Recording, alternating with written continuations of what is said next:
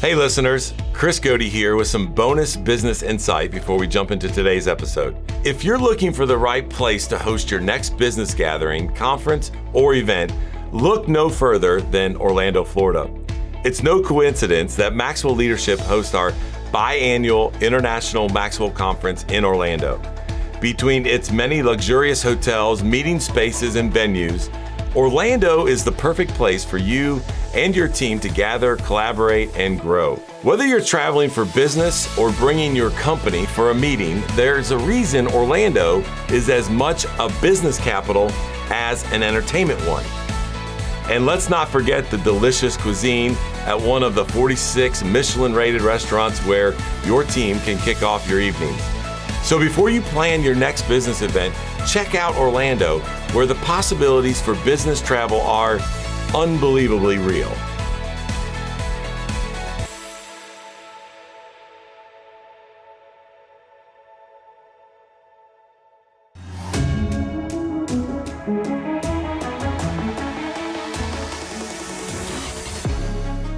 Welcome to the Maxwell Leadership Executive Podcast, where our goal is to help you increase your reputation as a leader, increase your ability to influence others, and increase your ability to fully engage your team to deliver remarkable results. Hi, I'm Perry Holly, a Maxwell Leadership facilitator and coach.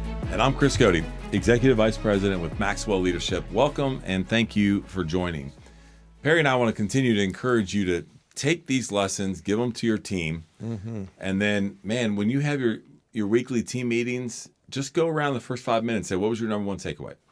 And begin to have conversations and leadership development. We hear so many people that talk about how it's a tool that they use, and so we're grateful to be able to do that. I got a new coaching client. He was a CEO, and he said, I want you to coach these 3 people on my team.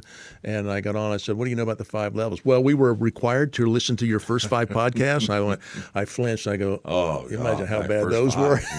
Yeah. As we just talked about before we started, right? We're on number 287. So first 5 had to be horrible. I don't know. I don't want to go find out. No, it had to be bad. But that was their first introduction to me. Hello, I'm Perry. Yeah. Good news is nowhere to go but up, right? So you're in good shape as you're now starting to coach them. But man, listen, if you want to download the Learner Guide and even be a part of that and that learning process, I want to encourage you to go to maxwellleadership.com/podcast, click on this episode, and you can find the Learner's Guide there. Well, we're going to talk about something today that I've worked with leaders that I think run to this, maybe cause it. I think I've seen others that avoid it, and then I've seen some lead through it really well. And so we're going to talk about why leaders need to address conflict. They need to address it. And we were talking about an HBR article just recently where it stated that employee conflict resolution will be a must-have skill set for managers or leaders in the future. And they referenced in that article a 2023 Gartner survey where it found 57% of managers say they are fully responsible for managing and resolving team conflicts. And so I thought about that for a minute, and I said, what about the other 43%? Like who? And that may be just they don't know what they don't know, and that's fine. But if you're listening, and part of our audience, we want to make sure you know we're going to have to address this. And so if you can effectively do that and you can navigate through that, I think that's going to set not only your leadership at a different level, but I think the team and the individuals that you're working with, and it's going to have a huge impact on the culture and in your organization. Yeah, and the HBR article referenced that this year, the years we're in now, that just the amount of challenge and turmoil in the world and crises that are happening and geopolitical issues, labor strikes, climate change, pushback to DEI efforts, upcoming elections, half the globe, that conflict is poised to be at an all-time high. And so if you have a conflict between employees, between yourself and an employee, but especially between employees themselves, it pulls down both that individual and the whole team. And it can really make for an unsafe workplace. People don't want to be engaged. They're afraid to speak up. There's all kind of negatives. So the question like this, that do leaders feel like they are trained and prepared to resolve conflict when it happens? Yeah, I think that we don't do enough of this. Matter of fact, let me back up. We don't even train our people that we're promoting and putting in leadership positions, leadership skills. And that's a competency of leadership skills, being able to do this. And so one of the things we have here at Maxwell Leadership is we offer a course around that is how do we resolve conflict? What does that look like? And if you're interested in that, or maybe you think you need to send that to somebody. I'm not saying send it to your boss. That might not be the best career move, but you may say, hey, we need to go and take a look at this course. I would encourage you just visit the website that we talked about and Perry will mention in closing at the end to be able to learn more about that. But in that course, right, I love this opening kind of exercise that you do and you take people through. And so we sit in groups, right? We're at the tables and you say, I want everybody to come to an agreement of the top 5 movies of all time. And so you go through this and, everyone has a point of view. Again, credit you for your statements in my head all the time, which is like when somebody says something like, well, I have a point of view, but I'd like to hear yours first, right? Everybody's got a point of view. And very rarely have you seen people agree on all 5. Never. Yeah, never. And so the point of it is to produce that conflict, right? To drive it at the table, to set some of the training that we're going to go through, and everybody has a difference of opinion. So my question to you, as you have navigated, facilitated, led leaders, led people through those conversations, is that conflict good? Is it bad? Is conflict in general good or bad? Like, what are your thoughts and takeaway from those conversations? That's a definite. It depends. That's funny on that exercise. I was just walking the tables and listening, and one person says, well, definitely, absolutely, Star Wars has to be on that list. And somebody else says, disagree with that. I have never seen it. And then that caused conflict. Like, how in the world could you? What rock have you been under? Yeah, and then several other people said they'd never seen it. I thought it was a really interesting dynamic of stop assuming I'm like you. Yeah. And then, but we're gonna rub each other in the wrong way. But conflict or disagreement, that sort of thing, can promote collaboration. It can improve performance. It can foster innovation. It can build deeper relationships because we feed off of each other, even though we disagree. There are things that can help with that. I've heard Brene Brown. She actually uses a term she says she wants her team to rumble, and so she promotes active conflict. A disagreement to say we're going to rumble on a topic. So she intentionally wants the team to get everybody's point of view on the table and let's rumble about this. So it is healthy conflict. Yeah. A lot of what the HBR article and where we're kind of thinking where leaders need to step in is when it becomes unhealthy. Unresolved differences cause disruptions in the workforce, that they decrease productivity, project failure, absenteeism, turnover, all kinds of negative things. If there's emotional stress happening, then it needs to be addressed. If people are retching over, we can't get along, we can't work together, our disagreements are so strong, we've got to address that. But, start thinking as a leader, maybe before I think about resolving conflict, can I, in fact, are there things as a leader I could do to avoid unhealthy conflict? What do you think about that? Can you guide people into healthy conflict only? I think you can try. You kind of had me. Gosh, I don't know, man. Family could see that was your face. Yeah. I mean, I think you can try, but man, can I let everybody in on a secret? When there's people involved, personally or professionally, okay, disputes, disagreements, tension is going to happen, and I think it's not always going to be healthy. I think you can do a better job of setting the team up and leading them to be able to have, like you think about Brene Brown talking about the rumble. It's that common language that everybody knows. When we rumble, we're going to do it in a certain way, right? There's always going to be guidelines to do that. And so I think, 2 words here is what is the culture and what is the communication? What does the culture allow and is accepted and wants? And then how do we communicate about it? What is the common language? I love the Brene example because that rumble word means something to their team differently than what outside people think, and that's their both. It's their culture and it is their culture. That's right. Yeah. So if you're designing a culture, and by the way, let me stop right there.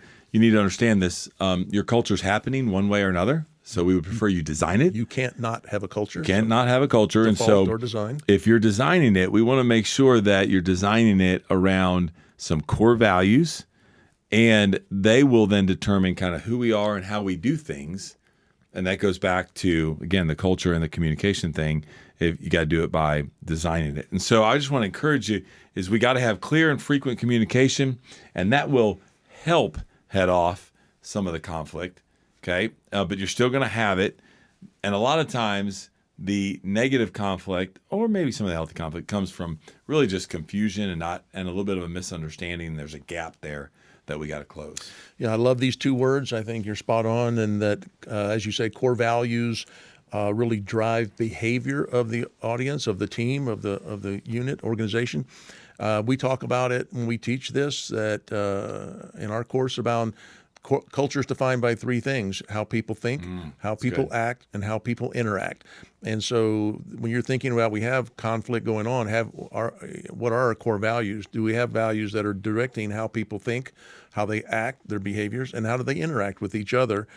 Maybe it's also, I think communication is the key to all of that, but maybe we should also distinguish between, there's a lot written about conflict. We're talking about conflict resolution, but there's also conflict management. How do you see the difference between conflict management and conflict resolution? Yeah, so conflict management is dealing with conflict without necessarily resolving the issue. Right. You're managing it. You're passive to it. You're allowing it to happen, and you're just kind of managing them through it. Whereas conflict resolution is working together, still happening, but to create a solution that satisfies the needs and the concerns of both parties, right?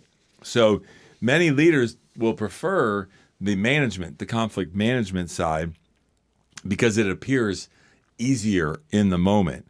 But it does have long-term challenges, and it's going to be hard, and it doesn't go away. It's going to show back up, and it may get worse. And so you need to make sure that you're working to resolve it. Whereas the conflict resolution, if it's done correctly, it won't even damage the trust of even all three involved, maybe both the parties and whoever's mediating that, or the leader, and that the relationships and the people that you have invested in and built over time, it's not going to affect them. I often think about, and I can't remember where we learned this from, and you may know, where they talk about doing the hard so that it is easier down the road versus doing the easy and then it becomes hard.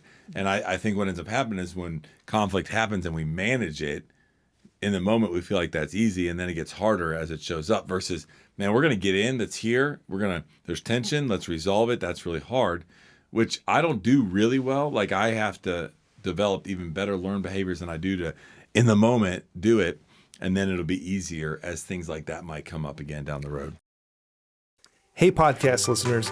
Many of you listening right now would probably love the autonomy that comes with owning your own business or becoming a coach that helps other businesses succeed. Well, we have a phenomenal strategy where you are 100% in control of your own business, earning income on your own terms, and have access to the people, tools, and resources you need to build a thriving leadership development business. When you become a Maxwell Leadership Certified team member, you join a global community of entrepreneurs led by our expert team of mentors and faculty, including John C. Maxwell. You'll also get one of the top leadership certifications in the world next to your name, giving you the boost you need to get started. Visit us online at maxwellleadership.com/join the team to find out more.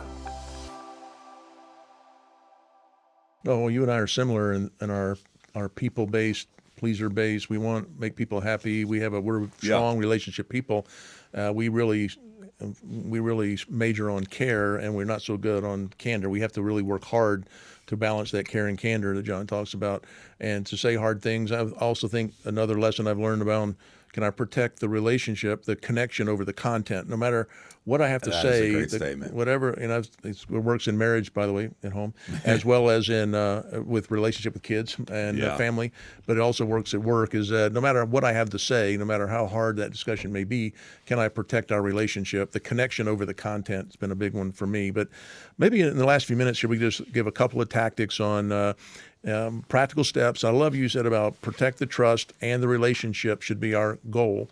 We've got to resolve the conflict. And by the way, big learning, many leaders learn this the hard way, is if you don't address, if you do conflict management and don't resolve issues, it sends a message that this kind of behavior is okay, and you just put another design element into your culture. It's okay to act this way because, well, it must be the leader didn't address it. And so if you allow things to go on, or you think they'll get better over time, they don't, and it will just begin to fester in the organization, and people say, well, it must be okay to talk this way, to rebel this way, to push back this way, because the leader didn't do anything about it. Let me jump in right here. Where I see that a lot, and it's a huge problem, is leaders, number one, they don't naturally want to resolve it. They're going to manage it. Sometimes they don't even manage it or address it on their top producers. And so they allow that behavior to keep going because they're like, oh, he's our number one individual contributor. He is our number one cost saving. He is, and they allow that to happen. And so to your point, and I just had that thought because I can think right now several different organizations that we're working with where you're going to have to make the tough decision to work through that and resolve it. Don't even manage it. Otherwise, you're going to have to let that individual contributor go who's a rock star because it's decaying the rest of your culture. Yeah, for sure.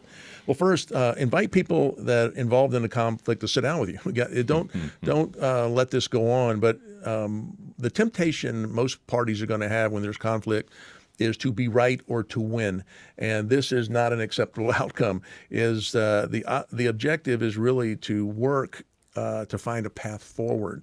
So one person or one group's gonna have a thought, and the other one's gonna have another thought. You've got to build those thoughts together, but we have to do that together.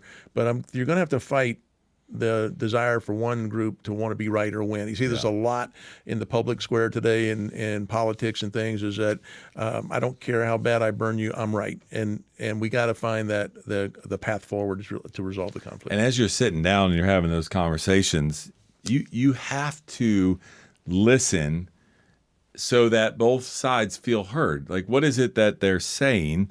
And then be empathetic to where they're coming from.